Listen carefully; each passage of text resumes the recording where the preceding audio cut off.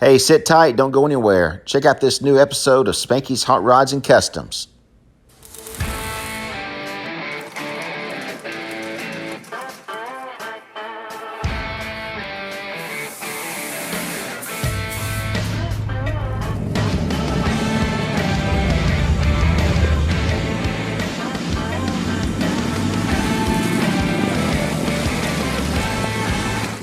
Alright, so now that everything's painted and detailed, now comes the part of installing the hardware for the tailgate.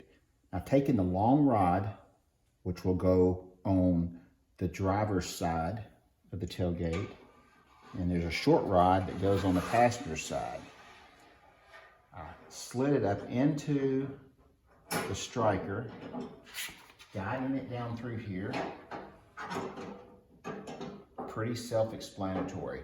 Now, before I did that, I'm using stainless hardware, and if you don't tap those out, then that stainless steel bolt will bind up in there and it'll cause you a nightmare. Now that we've got that done, I wanted to explain how these collapsible nuts or blind nuts, there's a whole bunch of different things. You see me use these a lot.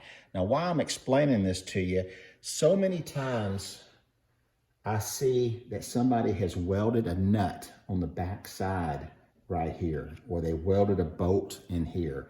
I've seen the tailgate handle assembly itself spot welded in place when I'm doing a restoration on these.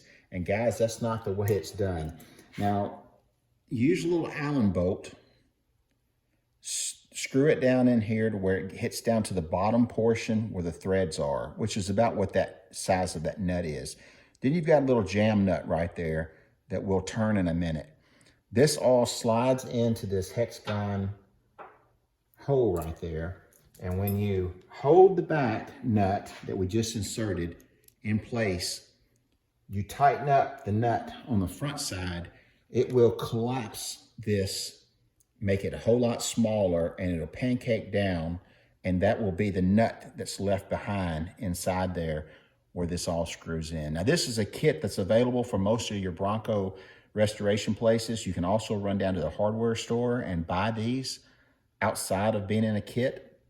It's a lot cheaper if you buy these in bulk, if you do a lot of the stuff with these, and I use these all the time for other items or other projects. All right, let's get this collapsed, and then we'll move on to the next thing.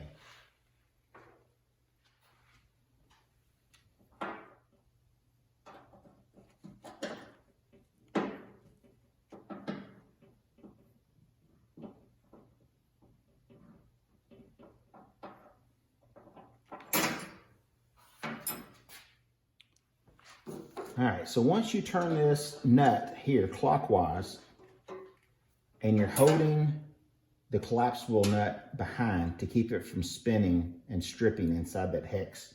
Once you get that tight, and not too tight, you then remove your Allen bolt or whatever you decide to use, and your threads are good. Now, if you tighten this too much and collapse it, it'll pull those threads out. All right, so let's get the rest of these done, and then we'll move on for the install. Once again, you've got this, we're gonna call this a tool because it's an Allen bolt and a nut. Put the nut on first, screw on your collapsible nut until the Allen bolt is flush on the end.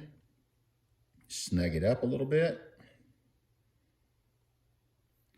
And then now insert it. Put your wrench on the back to keep it from spinning. And once you get that done, righty-tighty.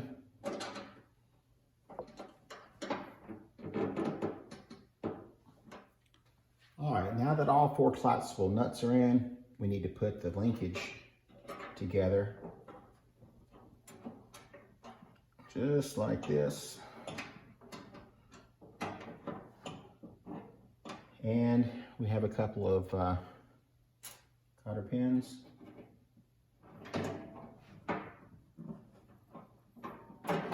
All right, that's done. We got a bolt that goes down through here, comes in through the top of everything, and we'll get to that next. All right, the first thing we're going to do after we get the strikers bolted in place, we're going to go ahead and put some paint sticks and depress the striker itself to give us a little bit more room for adjustment. I don't know if we can get 3 sticks in here or not. All right, I think 3 paint sticks is all we're going to be able to get. Let's go do the other side, and then we'll adjust the lock. Falls into place. It'll slide up in here.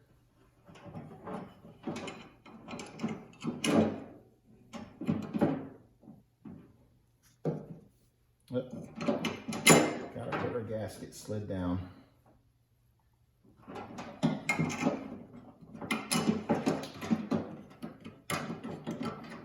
And you hear all the clanking. Just be careful with your paint.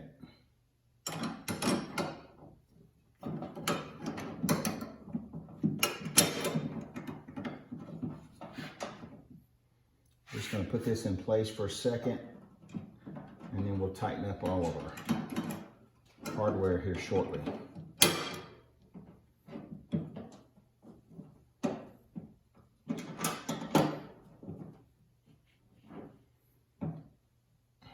Get that tightened up, and we'll come from the back side and tighten the whole assembly from the other side of the tailgate. All right, we got our stainless screws, making sure that our gasket is in the right spot.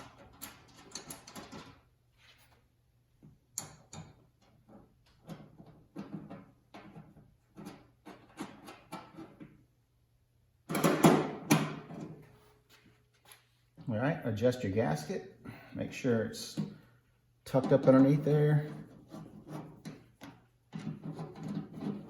Go ahead and run your screws down.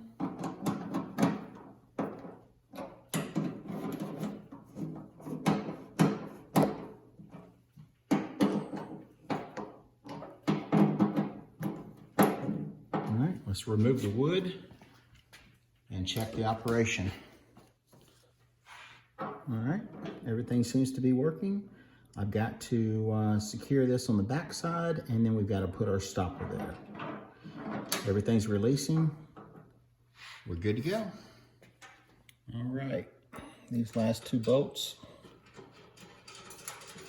get those hand tight, and then from there, all I need to do is tighten these up, tighten the strikers up, and tighten up those 4 screws right there, and then we should be good to go. All right, now on to assembling the grill. All right, so now what we need to do is go ahead and put this grill together so that when we put it on, it will be mostly done. So let's install these headlight buckets and headlights and trim rings and parking light kits. Let's get going. All right, first thing we need to do is go ahead and install one of our springs on our headlight bucket. Looks like I need to order another bag of those. I'm getting kind of low. Much further away from where it needs to go. All right, now we need to do the headlight adjusters. Now usually on these headlight adjusters, I take them apart.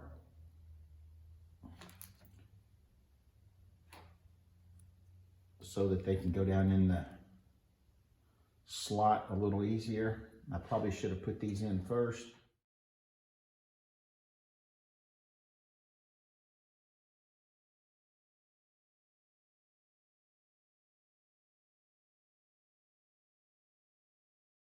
Now you pay a little bit more for this, but isn't that cool? Got the Ford oval, and it says Ford on it. It's all about the details. Let's make sure we don't turn it upside down. And now we get the headlight trim ring on there. It's only going to go on one way. Now we got to chase down some stainless screws, and I don't know where those are at, so.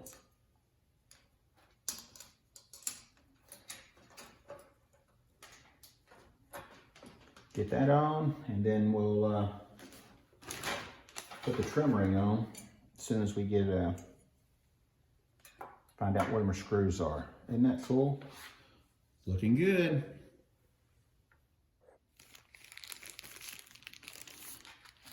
All right, we got both sides done. Now I don't mind saying so, it looks pretty cool, even though it's upside down.